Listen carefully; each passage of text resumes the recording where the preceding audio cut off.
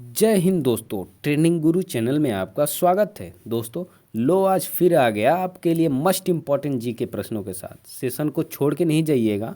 Session पसंद ना आए तो कमेंट में आप बेशक गाली ही सुना के जाइएगा, बट शर्त यह है कि सेशन को छोड़ के ना जाइएगा, ठीक है। बहुत मेहनत से चुन चुन के प्रश्न लाए हैं दोस्तों आपके आगामी एग्जाम के लिए, ठीक है। सेशन देखिए, अपनी राय ज़रूर कमेंट बॉक्स में दीजिए, ठीक है। आपको कैसा सेशन लगा, ठीक है। गुस्सा लगे तो एक दो सुना भी दीजिए, ठीक है, कोई बात नहीं। आपके लिए कोई एलिजिबिलिटी क्राइटेरिया नहीं है, ठीक है। चलिए चलते हैं बिना बकचोदी करते हुए पहले प्रश्न पे। चलिए आज का पहला प्रश्न देखिए। पहला प्रश्न देखिए, जलोढ़ मिट्टी में उगने वाली फसल और जिन्हें प्रचुर मात्रा में पानी की आवश्यकता होती है, कौन सी फसल है। तो दोस्तों ये प्रश्न में ये पूछ रहा है कि कौन सी फसल है जिसको पानी बहुत ज़्यादा चाहिए, ठीक है। तो कौन सी फसल है, तो वो फसल है चावल। इसमें कितना भी पानी दे दो दोस्तों, ठीक है, जितना भी पानी देंगे ये अच्छी फसल होगी। अब जितना भी पानी का मतलब ये नहीं कि पूरा इसको डुबा दो फसल को, नहीं, फिर तो बर्बाद हो जाएगी। मतलब जितने लिमिट है, पर ये पानी सबसे ज़्यादा मतलब ये मांगती है फसल ये, ठीक है। दोस्तों आपके दिमाग में आ रहा होगा ये 41 नंबर से प्रश्न क्यों स्टार्ट हो रहा है। तो आपको बता दूं, मैं प्रीवियस सेशन में 40 प्रश्न करवा चुका हूं दोस्तों, ठीक है। आप वो प्रीवियस मेरे चैनल पे जाइए, वीडियो पड़ी है, आप देख सकते हैं। चलिए अगला प्रश्न देखिए, ये 42 नंबर का क्वेश्चन देखिए दोस्तों। बंजर भूमि के अंतर्गत सर्वाधिक क्षेत्रफल वाला राज्य कौन सा है। बंजर भूमि क्या होती है मित्रों, तो बंजर भूमि जहाँ कुछ नहीं उपज होता है, जहाँ बजड़ा भी बो तो वो भी ना उगे, ठीक है दोस्तों, उसे ही बंजर भूमि मतलब वहाँ कुछ हो नहीं, एकदम वीरान हो, ठीक है। तो वही बंजर भूमि कौन से राज्य में है, तो सबसे ज़्यादा बंजर भूमि राजस्थान में है, ठीक है। राजस्थान में है, राजस्थान की राजधानी जयपुर है, ठीक है, याद रहेगा ना। चलिए अगला प्रश्न देखिए, मृदा लवणता किसके द्वारा मापी जाती है, ठीक है।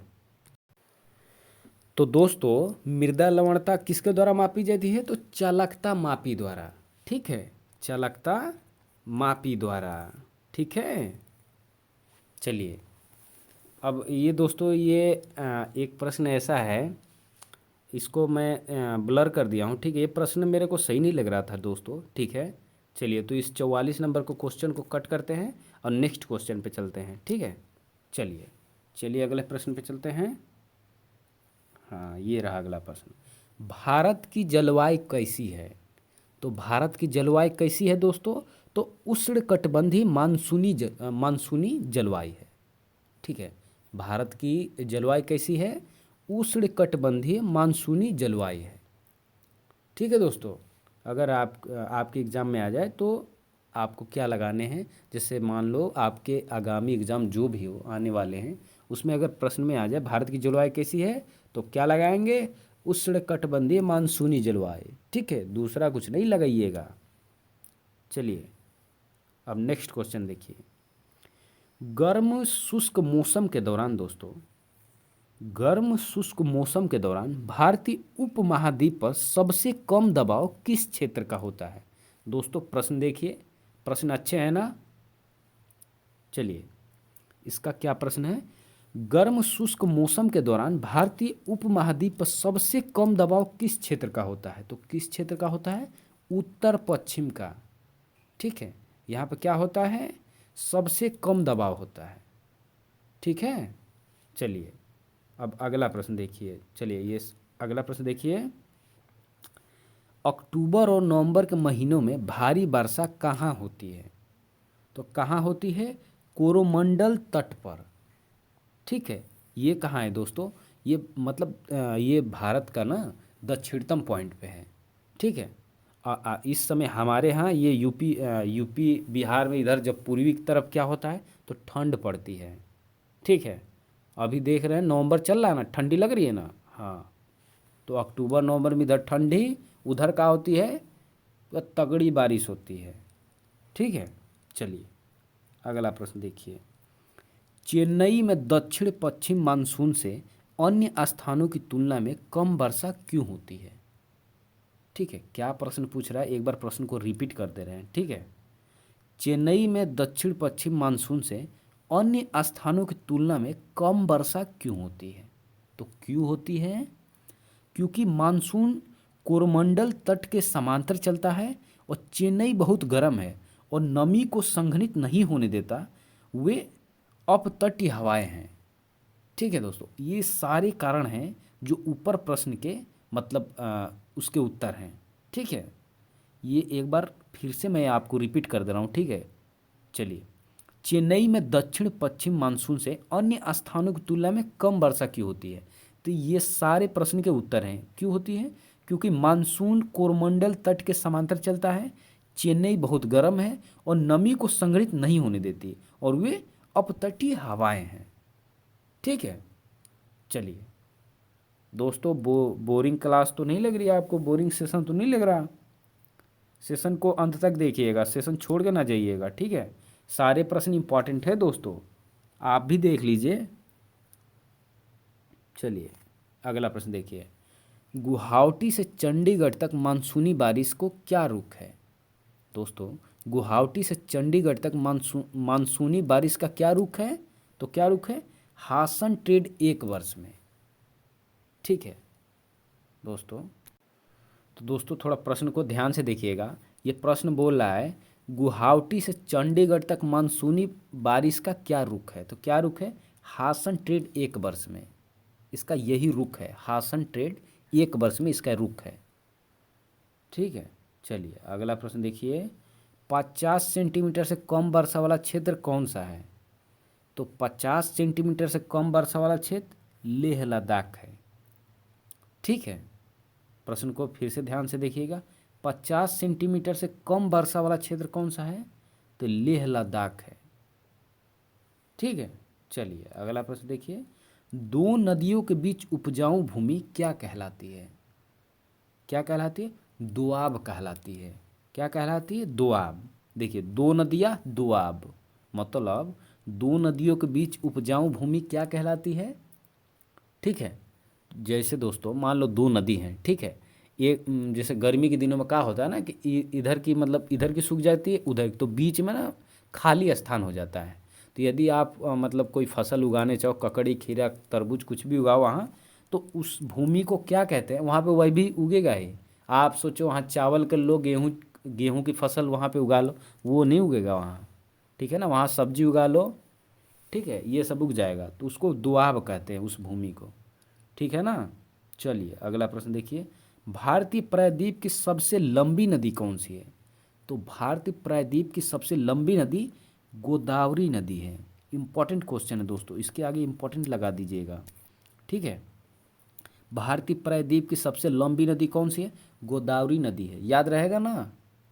ठीक है दोस्तों, यहीं पे आप क्वेश्चन रट लीजिए। ठीक है, आप कमेंट बॉक्स में अपनी राय दें। अगर मैं प्रश्न को गति से बोल रहा हूँ, थोड़ा ज़्यादा तेज़ी से बोल रहा हूँ, तो और स्लो कर दूंगा। ठीक है, आपके लिए हर एक काम करने को तैयार हूँ दोस्तों। भगवान करे आपकी सरकारी नौकरी लगे। ठीक है, आप अच्छे से अच्छे पद पे जाओ। ठीक है, मैं ये सेशन क्यों ले रहा हूँ? मेरा मोटिव तो यही है ना, आप पढ़ो, क्वेश्चन फंसे आपके एग्ज़ाम में। सारे मतलब हर एक फील्ड से, न्यूज़पेपर से, जीके लूसेंट मत बुक से, स्टैटिक जीके की बुक से, सारे जगह से वही प्रश्न लेके आए हूँ जो दोस्तों आपके एग्ज़ाम में आए। ठीक है, मैं खुद दोस्तों, मैं ये यूपी पेट में मेरा अच्छा नंबर है। ठीक है, ग्रुप डी में भी अच्छा नंबर है दोस्तों, ग्रुप डी भी मेरा निकल जाएगा लगभग। और मैं इसके पहले यूपी लेखपाल दे चुका हूं दोस्तों। ये 2000 यूपी पेट के 21 में भी मेरा अच्छा नंबर था, लेखपाल दे चुका हूं। अभी उसका रिजल्ट नहीं आया है। ठीक है, उसमें भी मेरा 80+ नंबर है, 82.5 नंबर है। ठीक है, तो भगवान करे तो हो जाएगा मेरा सिलेक्शन। ठीक है, तो इसलिए मैं वही प्रश्न लेके आया हूँ ना जो आपके एग्ज़ाम में फंसे। अब फालतू क्वेश्चन नहीं लेके आया हूँ कि एक लुल्लू पुंजू सा क्वेश्चन करा दूँ आपको। ठीक है, जो आपके एग्ज़ाम में फंसे ही ना। चलिए अगले प्रश्न चलते हैं। अगला प्रश्न देखिए। किस नदी को दक्षिण गंगा कहा जाता है? तो किस नदी को दक्षिण गंगा कहा जाता है? गोदावरी नदी को।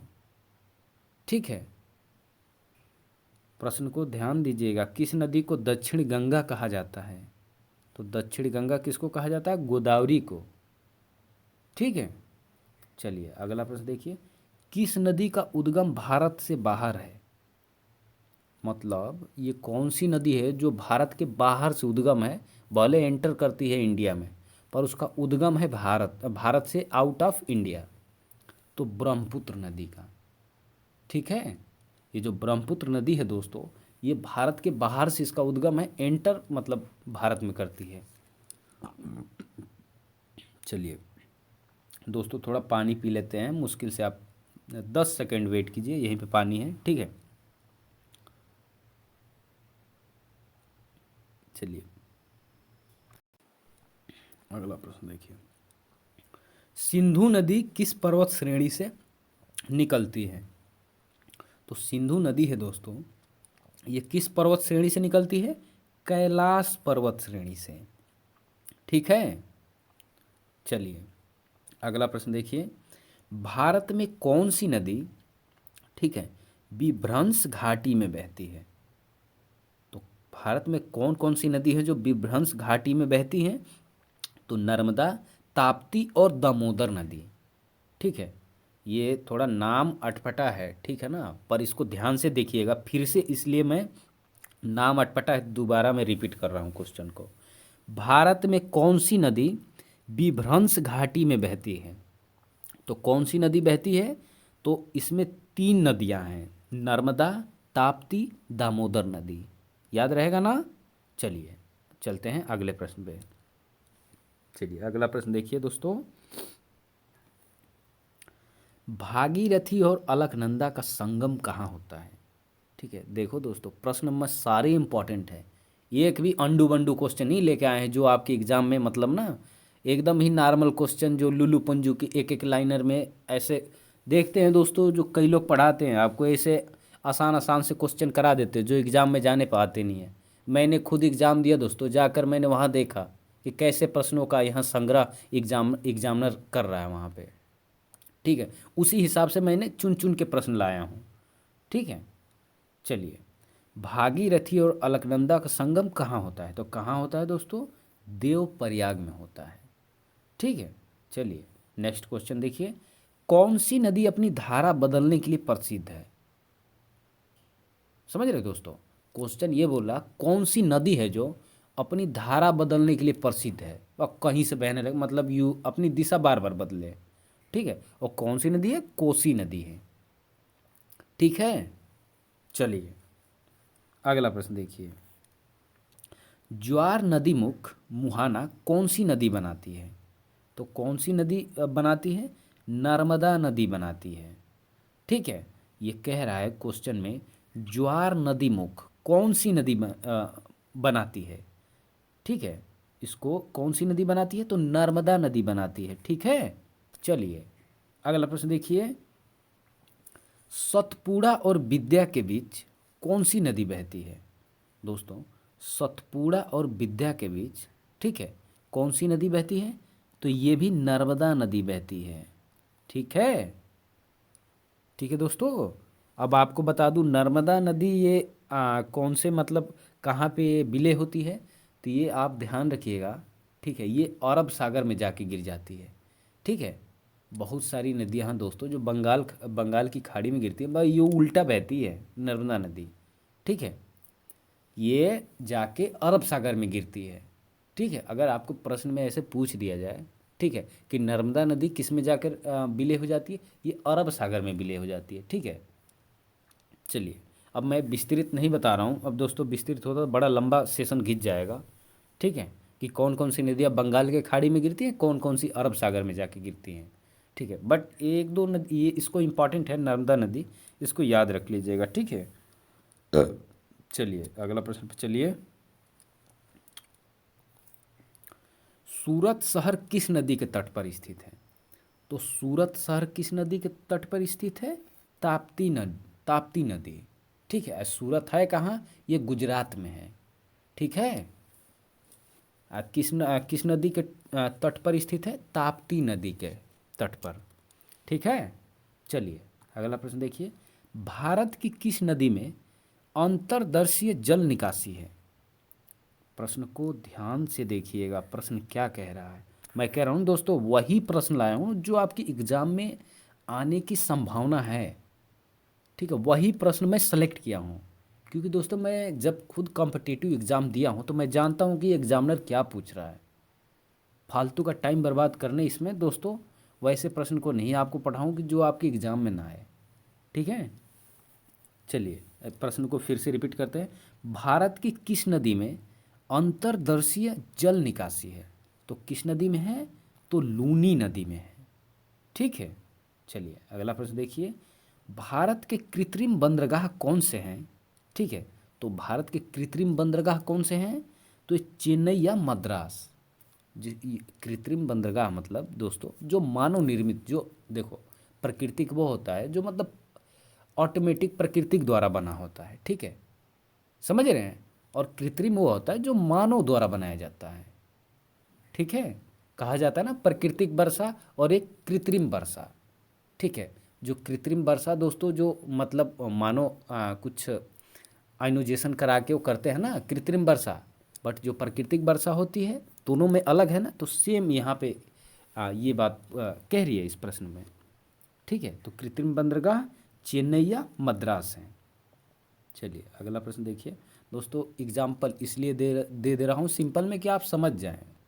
मेरा मोटिव यही है कि प्रश्न आप समझ जाएं, आपके जहन में उतर जाए प्रश्न। ठीक है, आप यहीं पर याद कर लो। ठीक है, आपको प्रश्न याद हो जाए ताकि आपके एग्ज़ाम में ना दोस्तों सीधे सीधे विकल्प में आए ना तो आप एक पे टिक करो, वहाँ पे आपको बी सी और सी डी में कन्फ्यूज़न ना हो।